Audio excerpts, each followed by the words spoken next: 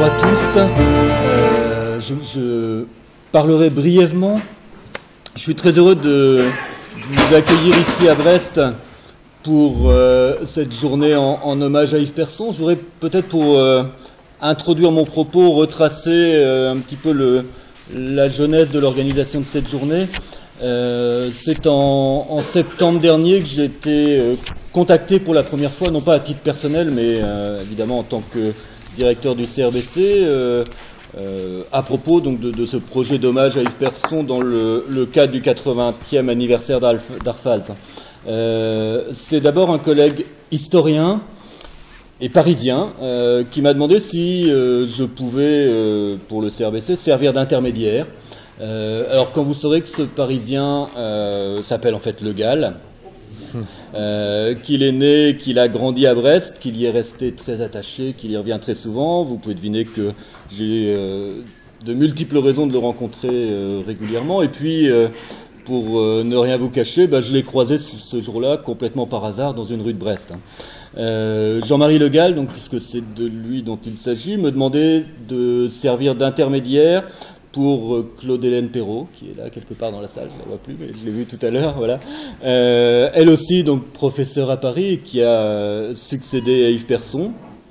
Mais ensuite, quand nous avons échangé, Claude-Hélène Perrault et moi, elle avait déjà trouvé tous les contacts nécessaires en Bretagne, en particulier auprès des gens d'Arfaz, et donc j'ai rien eu à faire. C'est facile comme situation d'intermédiaire, tout était déjà fait pratiquement, hein. Un petit peu plus tard, toutefois, il y a un troisième et dernier intervenant dans cette affaire. Ce fut Jean-Christophe Cassard, membre d'Arfaz, historien, universitaire, membre du CRBC, qui me demandait d'intervenir pour que le CRBC puisse accueillir cette journée à l'université. Alors Jean-Christophe, vous le savez bien, s'est éclipsé, nous a quittés définitivement au mois de janvier dernier. Et je ressens tout particulièrement son absence ou sa présence aujourd'hui parce que il aurait dû ou il aurait pu être à ma place et nul mieux que lui n'aurait pu introduire cette journée. Alors bien sûr, Jean-René Lequéot, Pauline Courbet, Jean-Jacques Monnier et d'autres ont pris le relais pour l'organisation, mais je tenais quand même à signaler son rôle.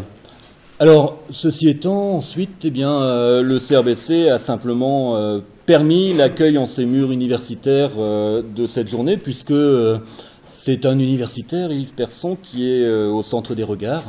Et à ce titre, cette journée prolonge évidemment le colloque qui s'est tenu à Paris il y a quelques jours, et dont Claude-Hélène Perrault, je crois, parlera tout à l'heure.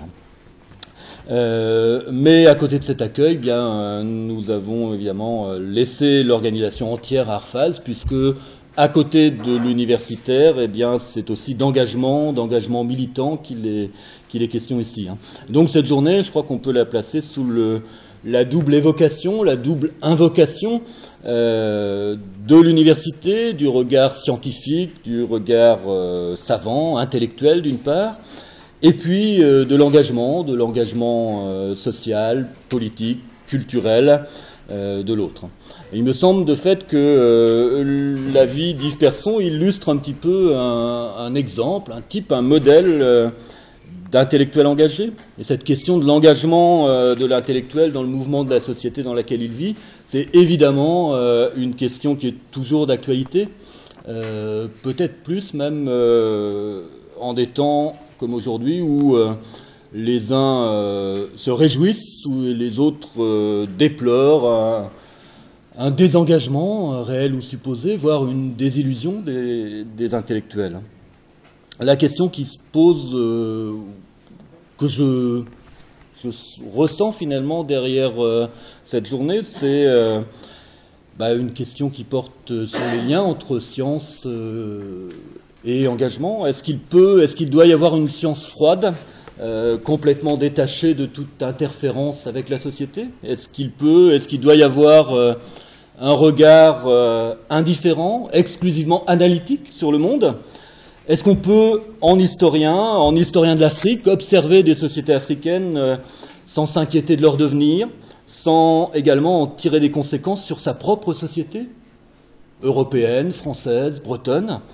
Il ne faut pas se limiter aux questions de sciences sociales. Quand on est climatologue en 2013, est-ce qu'on peut se contenter de mesurer des indicateurs de changement climatique sans se poser des questions sur leurs conséquences sur la société? Quand on est botaniste, est-ce qu'on peut observer la biodiversité sans s'inquiéter des moyens de sa préservation? Quand on est médecin, généticien, est-ce qu'on peut travailler sur le clonage, sur les formes nouvelles de procréation artificielle sans s'interroger sur la définition que nous donnons de l'existence, de la vie, de la mort, etc. Donc je crois que cette question de l'engagement du scientifique, de l'universitaire, c'est une question qui nous concerne tous et qui va bien au-delà d'ailleurs de l'universitaire ou de l'intellectuel ou du scientifique. Alors, je crois savoir quelle peut être la réponse du militant à ce genre de questions, ou la réponse de l'homme ou de la femme engagée. J'avoue que je ne sais pas toujours quelle est celle du scientifique, quelle est celle du savant ou de l'intellectuel. Plutôt, je sais qu'elle est variée, mais je sais aussi que, en tout état de cause, nul ne peut faire l'économie de cette question. Alors Yves Persson avait tranché. Il était scientifique et engagé, intellectuel et militant pour des causes universelles de liberté, de respect de la personne humaine, de droits des minorités, etc. Et derrière des hommes comme lui ou derrière des parcours comme le sien, il me semble parfois entendre résonner les mots ou les écrits de Rabelais, par exemple. Science sans conscience n'est que ruine de l'âme. On pourrait disserter longuement ensuite. Donc il me semble que derrière ces interrogations ou ces regards sur un parcours d'historien et d'homme engagé, on a toutes ces questions sur le rôle de l'université, le rôle de l'intellectuel dans la société et la capacité, la volonté ou la nécessité de l'engagement. Au-delà de l'exemple individuel, ce sont des questions qui me paraissent fondamentales et pas seulement pour les universitaires ou pour les intellectuels. Voilà, je ne serai pas plus long. J'aurais aimé participer, assister à cette journée plus longtemps, mais bon, l'université, c'est pas seulement une usine à fabriquer du savoir ou de la science. C'est aussi de plus en plus un petit ogre bureaucratique et paperassier. Et le rôle d'un directeur de laboratoire, hélas, de plus en plus, c'est aussi de nourrir l'ogre. Donc il me reste pas mal de dossiers administratifs à donner à manger à mon ogre préféré. Et on s'efforce de boucler tous les dossiers avant l'été, donc je ne pourrai pas être présent toute la journée. Et par ailleurs, nous sommes aussi quand même une fabrique de savoir. J'ai aussi quelques étudiants qui présentent des mémoires de master aujourd'hui, donc je participe à 2 jurys de master aujourd'hui, ce qui fait que je serai là par intermittence.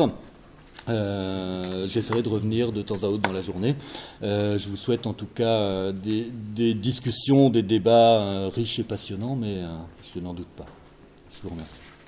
Merci Philippe.